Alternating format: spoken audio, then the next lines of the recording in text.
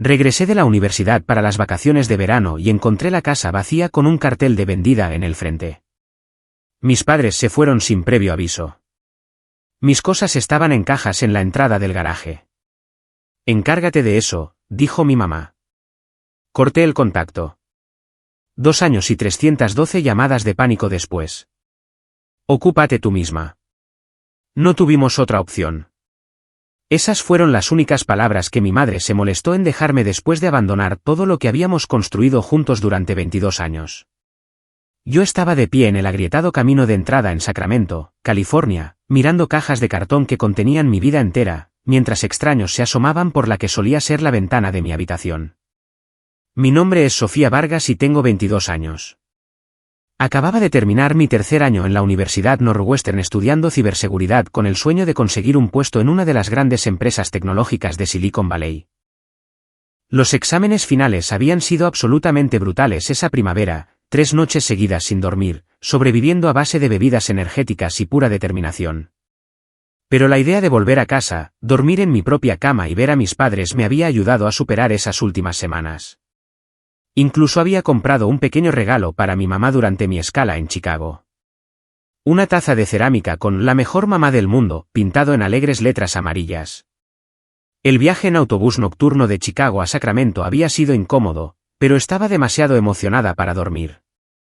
No dejaba de imaginarme entrando por la puerta de nuestra casa, oliendo los famosos panqueques de fin de semana de mi papá y contándoles a mis padres sobre mis perspectivas de pasantías. El profesor Morales me había recomendado para un puesto de verano en Nexora Labs, y no podía esperar para compartir la noticia. Cuando el taxi me dejó en 1247 Oakwood Street ese martes por la mañana, todo se sintió mal de inmediato. El césped estaba completamente muerto, con parches marrones esparcidos por lo que solía ser el preciado jardín de flores de mi mamá. Las cortinas habían desaparecido de todas las ventanas, dejando la casa con un aspecto hueco y abandonado. Pero fue el llamativo letrero rojo de "vendida" plantado donde solía estar nuestro buzón lo que hizo que el estómago se me cayera a los pies. Me acerqué al porche lentamente, mi bolso de lona se sentía más pesado con cada paso. Fue entonces cuando las vi. Cajas de cartón apiladas descuidadamente junto a los escalones de la entrada, etiquetadas con cinta adhesiva con la letra de mi mamá. Habitación de Sofía. Libros de Sofía. Ropa de Sofía. Bolsas de basura llenas de lo que parecían ser mis viejos libros de texto y abrigos de invierno estaban metidas entre las cajas como si fueran una ocurrencia tardía. Un trozo de papel de cuaderno estaba pegado en la puerta principal, ondeando ligeramente con la brisa de la mañana. Lo arranqué con manos temblorosas y leí el mensaje que lo cambiaría todo. Ocúpate tú misma. No tuvimos otra opción, mamá. Sin aviso, sin llamada telefónica, sin explicación.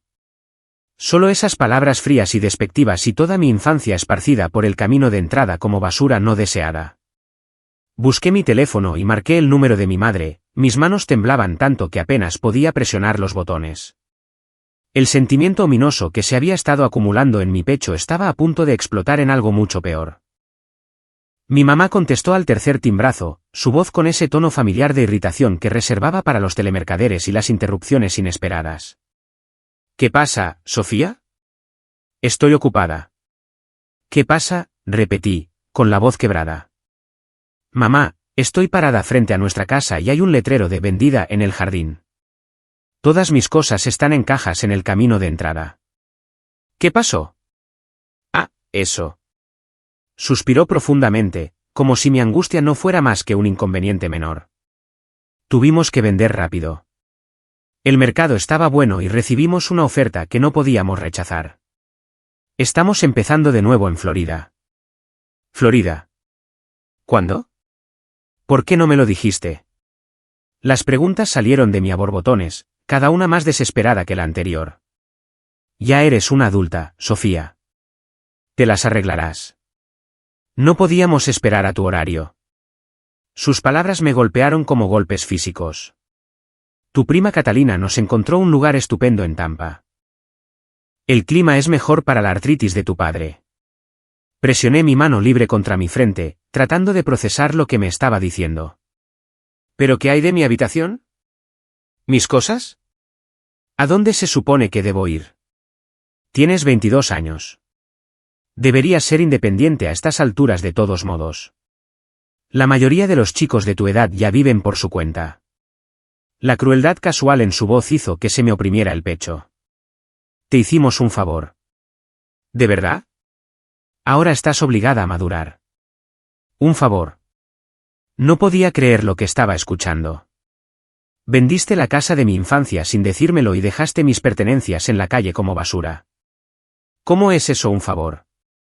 No seas tan dramática. Todo está en cajas. Nada está dañado.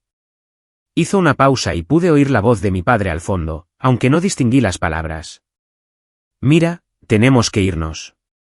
Nos reuniremos con un agente inmobiliario sobre nuestro nuevo lugar. Eres inteligente. Ya resolverás algo. La línea se cortó. Miré la pantalla de mi teléfono con incredulidad, viendo mi reflejo en la superficie negra. Pálida, conmocionada, abandonada. 22 años de cenas familiares, fiestas de cumpleaños, mañanas de Navidad y cuentos antes de dormir reducidos a un ya te las arreglarás. Intenté llamar a mi papá, pero fue directo al buzón de voz. Su alegre saludo grabado hace años se sentía como una broma cruel. Te has comunicado con Javier Vargas.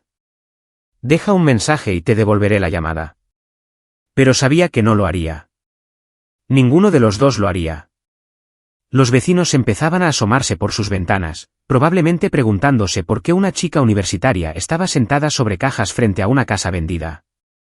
La señora Herrera de al lado incluso salió a su porche, protegiéndose los ojos con la mano mientras intentaba ver mejor. La humillación me quemó como ácido. Agarré la caja más pesada y la arrastré hacia la acera. Mi visión se nublaba con lágrimas que me negaba a dejar caer. Cualesquiera que fueran las señales de advertencia que había pasado por alto, cualesquiera que fueran los problemas financieros que me habían ocultado, nada de eso importaba ahora. Habían tomado su decisión, y esa decisión no me incluía. Las siguientes horas pasaron en una neblina de llamadas telefónicas y planificación desesperada. Llamé primero a mi compañera de cuarto Valeria, pero ella estaba pasando el verano en Seattle con su novio. Luego intenté con mis amigos del grupo de estudio, pero la mayoría ya se habían ido a pasantías o a casa con sus propias familias. El aislamiento me golpeó más fuerte que el abandono. Había estado tan concentrada en la escuela que nunca había construido una verdadera red de apoyo en Sacramento. Finalmente, contacté a Camila Reyes, una chica de mi dormitorio de primer año que abandonó la universidad en su tercer año para iniciar su propio negocio de diseño web. Sofía, por Dios, ¿qué pasa?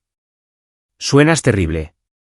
Entre lágrimas que ya no podía controlar, le expliqué la situación. Camila escuchó sin interrumpir, haciendo pequeños sonidos de simpatía e indignación en los momentos adecuados. Cuando terminé, se quedó en silencio por un largo momento. Empaca lo que puedas cargar y ven, dijo finalmente. Tengo un sofá y mi compañera de cuarto está fuera de la ciudad por 2 semanas. Ya resolveremos el resto después. Ese simple acto de bondad rompió algo dentro de mi pecho. Me había mantenido entera por pura terquedad. Pero la oferta de Camila me recordó que no todos me abandonarían cuando las cosas se pusieran difíciles. Pasé el resto de la tarde clasificando mi vida dispersa, decidiendo qué podía llevar y qué tendría que dejar atrás. Álbumes de fotos de la escuela primaria, anuarios que nunca había mirado, animales de peluche que ahora parecían ridículos. Todo fue a parar a la pila de dejar atrás. Me quedé con mi computadora portátil, mis libros de texto, suficiente ropa para 2 semanas y un pequeño joyero de madera que mi abuela me había dado antes de morir. La parte más difícil fue dejar los muebles de mi habitación de la infancia en la acera. El escritorio donde había hecho la tarea todas las noches durante la secundaria. La estantería que mi papá había construido cuando tenía 12 años. El espejo donde había practicado mis respuestas para la entrevista de la universidad. Todo abandonado como si nunca hubiera significado nada. Mientras cargaba mis pertenencias rescatadas en el coche de Camila esa noche, tomé una decisión que definiría los próximos 2 años de mi vida. Saqué mi teléfono y bloqueé sistemáticamente todos los números conectados con mis padres. El celular de mi mamá, el teléfono del trabajo de mi papá, incluso el de mi tía Carolina que podría intentar hacer de mediadora. Luego eliminé por completo su información de contacto, sin dejar rastro de las personas que me habían criado durante 22 años, solo para desecharme como una responsabilidad no deseada. ¿Estás segura de esto?, preguntó Camila, viéndome borrar el último número. Ellos tomaron su decisión, dije, sorprendiéndome de lo firme que sonaba mi voz. Ahora yo estoy tomando la mía. Pero incluso mientras decía las palabras, no podía evitar la sensación de que esto no era realmente el final. Algo en la forma en que mi mamá me había descartado tan casualmente, como si yo fuera un problema que finalmente había resuelto, me decía que esta historia no había terminado. Las personas que abandonan sus responsabilidades suelen volver arrastrándose cuando necesitan algo. Y cuando llegara ese día, yo estaría lista para ellos. Vivir con Camila se suponía que era temporal, pero lo temporal se extendió a 3 meses mientras luchaba por reconstruir mi vida de la nada.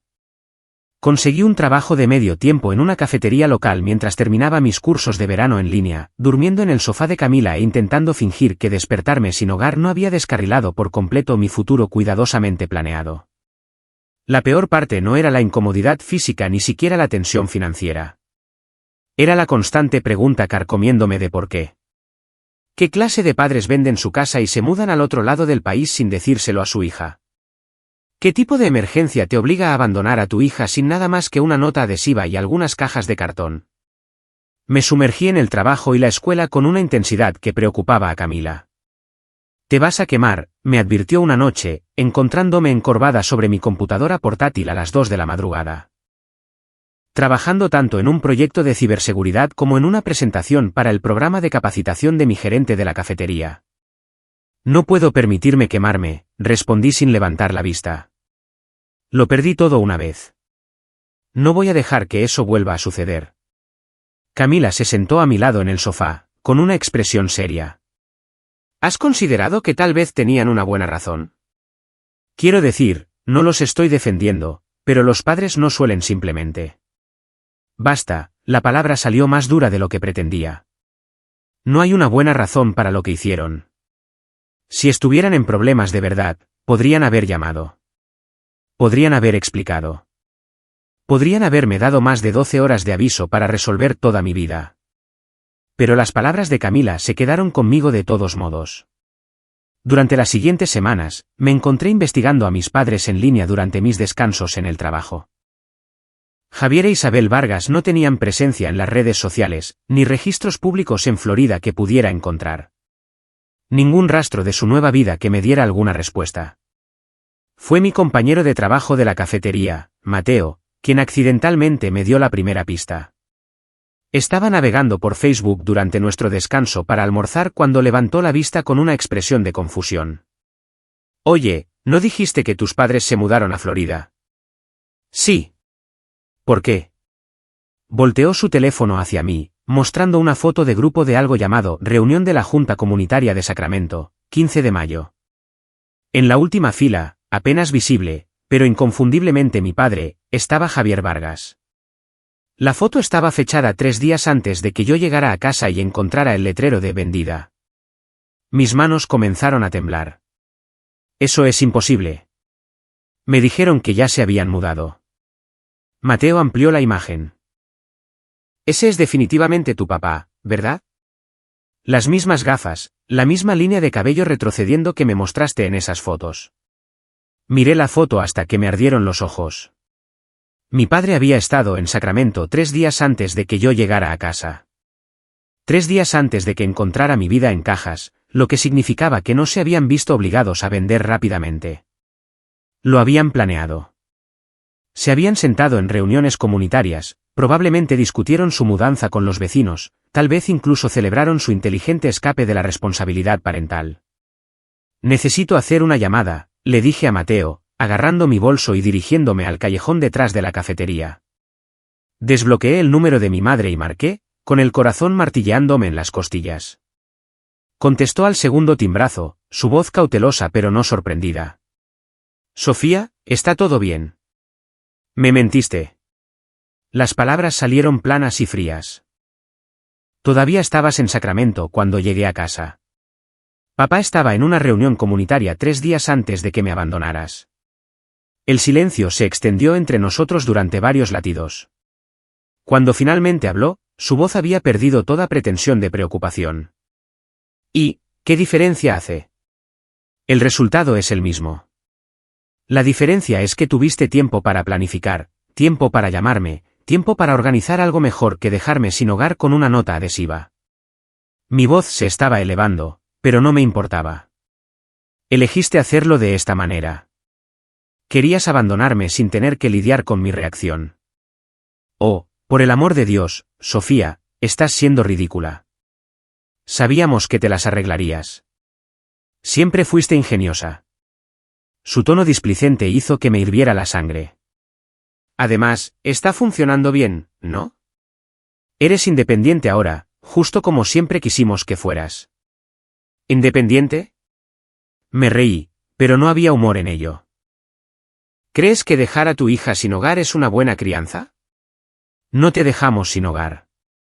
Te dimos la oportunidad de valerte por ti misma en lugar de correr hacia mamá y papá cada vez que las cosas se ponían difíciles. Su voz tenía ese tono condescendiente familiar que recordaba de las discusiones de la infancia.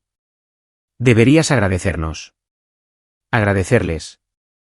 La rabia que se había estado acumulando durante meses finalmente encontró su voz. ¿Por qué?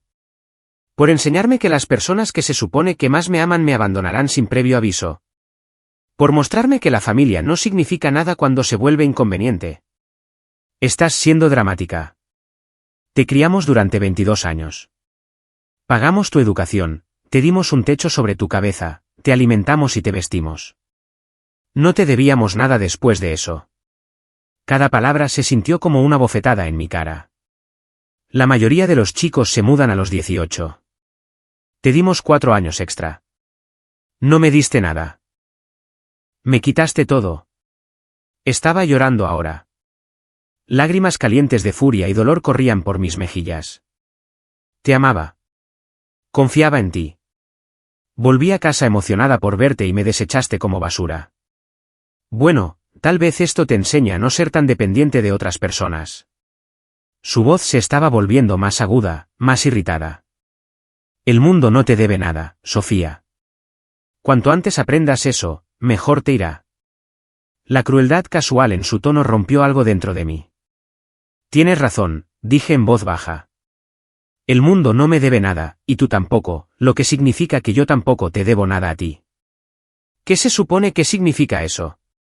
Significa que he terminado contigo, con papá, con fingir que somos una familia.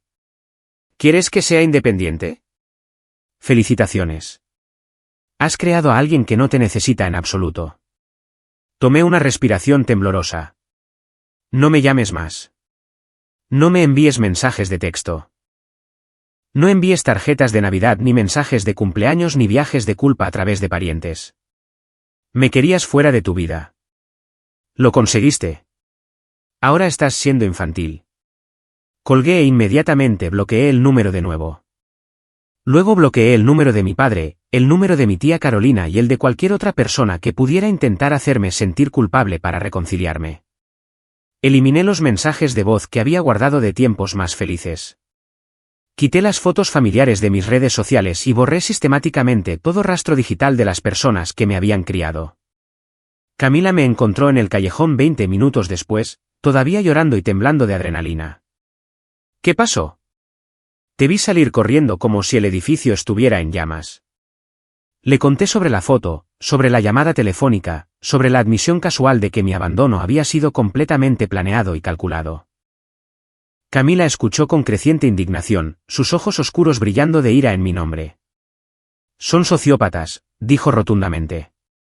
Los padres normales no hacen eso. Los padres normales no planean abandonar a sus hijos y luego actúan como si fuera un favor. Sigo pensando que debí haber hecho algo mal, haber sido una mala hija de alguna manera. Las palabras se sentían como vidrio en mi garganta. Pero no se me ocurre nada. Saqué buenas notas. Me mantuve alejada de los problemas. Los llamaba cada semana desde la escuela. Los amo. Y es exactamente por eso que esto no es tu culpa. Camila me dio un abrazo fuerte. Fuiste una buena hija para malos padres. Algunas personas simplemente no deberían tener hijos. Mientras volvíamos a entrar en la cafetería, sentí que algo cambiaba dentro de mí. La parte de mí que había estado esperando una reconciliación, la parte que había estado poniendo excusas por su comportamiento, finalmente murió. Me habían mostrado exactamente quiénes eran, y finalmente estaba lista para creerles. La revelación sobre el abandono calculado de mis padres encendió algo peligroso en mí. Una determinación fría y enfocada que sorprendió incluso a Camila. En lugar de revolcarme en la autocompasión, canalicé mi rabia en acción. Solicité todas las becas, subvenciones y programas de estudio y trabajo que pude encontrar. Tomé turnos extra en la cafetería y comencé a hacer consultorías de ciberseguridad como freelance para pequeñas empresas. Para agosto, había ahorrado suficiente dinero para conseguir mi propio apartamento estudio cerca del campus. Era pequeño, apenas más grande que un vestidor. Pero era mío. Nadie podía venderlo sin mi consentimiento o dejarme sin nada más que una nota adhesiva de despedida. Camila me ayudó a mudar mis pocas pertenencias. Todavía eran en su mayoría los mismos artículos que había rescatado de esas cajas de cartón meses antes. ¿Estás segura de que no quieres esperar y encontrar algo más grande?, preguntó, mirando el espacio reducido con duda. Esto es perfecto, dije, colocando mi computadora portátil en el escritorio de segunda mano que había comprado por $50. Es exactamente lo que necesito. Lo que necesitaba era una autosuficiencia completa. Me sumergí de nuevo en mis estudios con un enfoque renovado, atacando mis cursos de ciberseguridad como si mi vida dependiera de ello. Porque, en cierto modo, así era. Cada habilidad que aprendía, cada certificación que obtenía, cada conexión profesional que hacía era otra capa de armadura para no volver a ser vulnerable nunca más. El profesor Morales notó el cambio en mi trabajo de inmediato. Sofía, tu último proyecto sobre pruebas de penetración de redes es trabajo de nivel de posgrado, dijo después de clase un día. ¿Has considerado acelerar tu cronograma de graduación? De hecho, lo había estado considerando. ¿Qué tan rápido podría terminar? Si tomas cursos de verano y sobrecargas tu horario, podrías graduarte un año antes. La carga de trabajo sería intensa, pero basándome en tu rendimiento reciente, se encogió de hombros, creo que podrías manejarlo. Esa noche, tracé un plan académico agresivo que me permitiría graduarme en diciembre en lugar de la primavera siguiente. Significaba tomar 6 cursos por semestre en lugar de 4, hacer pasantías durante cada descanso y básicamente eliminar cualquier vida social que pudiera haber construido. Pero también significaba entrar en el mercado laboral un año antes que mis compañeros, con un año menos de deuda y un año más de distancia de las personas que me habían abandonado. El plan estaba funcionando perfectamente hasta noviembre, cuando todo cambió de nuevo. Estaba en medio de una tarea de criptografía particularmente desafiante cuando mi teléfono vibró con una notificación que no había visto en meses. Una solicitud de mensaje en redes sociales de alguien llamada Isabel Vargas. Mi madre me había encontrado. Sofía, cariño, sé que estás enojada, pero necesitamos hablar. Por favor, llámame. Estamos en problemas y necesitamos tu ayuda. Eres la única que puede ayudarnos ahora. Miré el mensaje durante un largo rato, con el corazón acelerado. Una parte de mí quería borrarlo de inmediato para mantener el muro que había construido a mi alrededor, pero una parte más grande sentía curiosidad por saber qué tipo de problemas podría llevar a mi madre a contactarme después de meses de silencio absoluto. Hice una captura de pantalla del mensaje y se lo envié a Camila con un solo signo de interrogación. Su respuesta llegó de inmediato. «Oh, diablos no. Ni se te ocurra». Pero yo estaba pensando en ello, no porque quisiera ayudarlos. Ese barco había zarpado hacía mucho tiempo. Estaba pensando en ello porque, por primera vez desde que me abandonaron, yo tenía todo el poder. Necesitaban algo de mí, algo que no podían conseguir en ningún otro lugar. Y después de meses de ser la que fue dejada atrás, desechada y despreciada, la idea de ser necesitada se sentía embriagadora. Abrí mi computadora portátil y comencé a investigar qué tipo de problemas podrían tener 2 jubilados de mediana edad en Florida. Fuera lo que fuera, tenía la sensación de que estaba a punto de descubrir que el cruel abandono de mis padres había sido motivado por algo más que un simple deseo de mi independencia. No respondí al mensaje de mi madre de inmediato. En cambio, pasé 3 días investigando a Javier e Isabel Vargas en Tampa, Florida, utilizando todas las herramientas y técnicas de ciberseguridad que había aprendido. Lo que encontré fue incluso peor de lo que había imaginado. Los registros públicos mostraban que habían comprado un condominio de lujo en una comunidad cerrada por $800,000, casi 3 veces lo que habían vendido nuestra casa de Sacramento. También habían comprado un Mercedes nuevo y habían tomado varios cruceros caros, según las publicaciones en redes sociales de la cuenta de mi prima Catalina. Pero más interesantes fueron los acontecimientos recientes. 3 meses atrás, mi padre había sido arrestado por fraude de inversiones. Aparentemente, había estado dirigiendo un esquema Ponzi dirigido a jubilados mayores en su comunidad, prometiendo rendimientos imposibles en inversiones de criptomonedas. El esquema se había derrumbado cuando demasiados inversores intentaron retirar su dinero a la vez. El mensaje desesperado de mi madre de repente tenía perfecto sentido. No estaban en problemas. Se enfrentaban a cargos federales y necesitaban a su hija, la experta en ciberseguridad, para ayudarles a ocultar su dinero robado o manipular pruebas o hacer cualquier cosa ilegal que pensaran que podría estar dispuesta a hacer por la familia. Después de descubrir sus crímenes, sentí una fría satisfacción apoderarse de mí. Me habían abandonado para perseguir dinero fácil y un estilo de vida de lujo. Y ahora que todo se había desmoronado, esperaban que lo rescatara. La pura audacia era impresionante. Redacté mi respuesta con cuidado. Lamento escuchar que están teniendo dificultades. Desafortunadamente, estoy muy ocupada con mis estudios y mi trabajo. Estoy segura de que resolverán algo. Siempre dijeron que necesitaba ser más independiente. Tal vez es hora de que sigan su propio consejo. Le di a enviar e inmediatamente la bloqueé también en esa plataforma.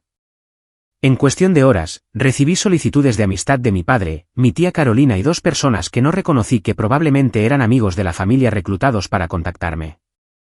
Los bloqueé a todos sin abrir sus mensajes. La semana siguiente trajo una avalancha de intentos de contacto. Números de teléfono desconocidos llamando a mi trabajo, correos electrónicos a mi cuenta de la universidad, incluso una carta certificada reenviada desde mi antigua dirección. Ignoré todo, centrándome en mis proyectos finales y solicitudes de empleo. Camila observaba mi rechazo sistemático a sus súplicas con algo parecido al asombro.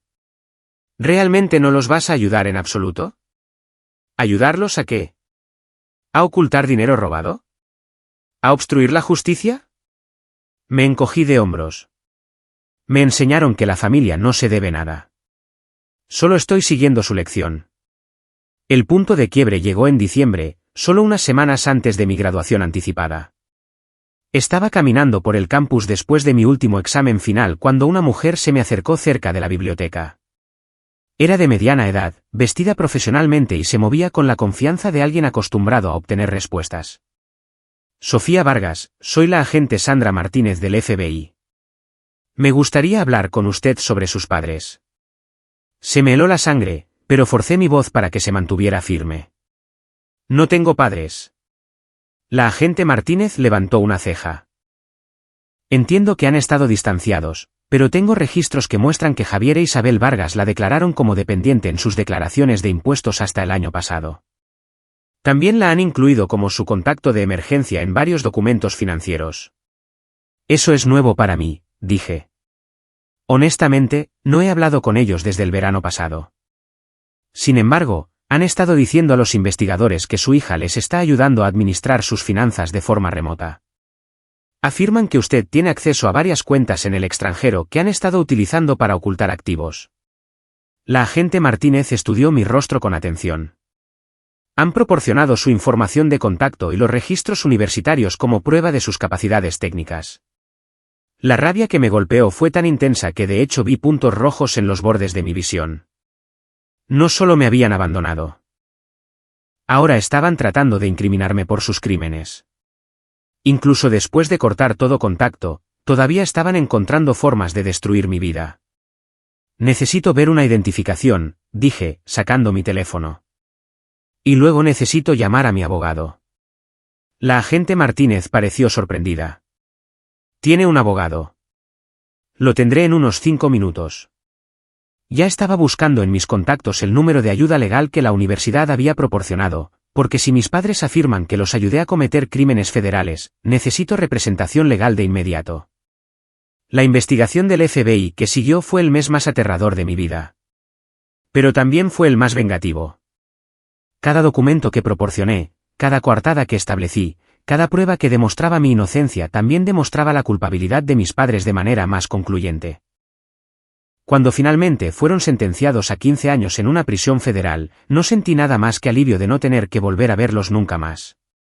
Mientras cruzaba el escenario en la graduación 6 meses antes de lo previsto, con el diploma en la mano y una oferta de trabajo de Nexora Labs en mi bolsillo, me di cuenta de que su abandono había sido lo mejor que me había pasado.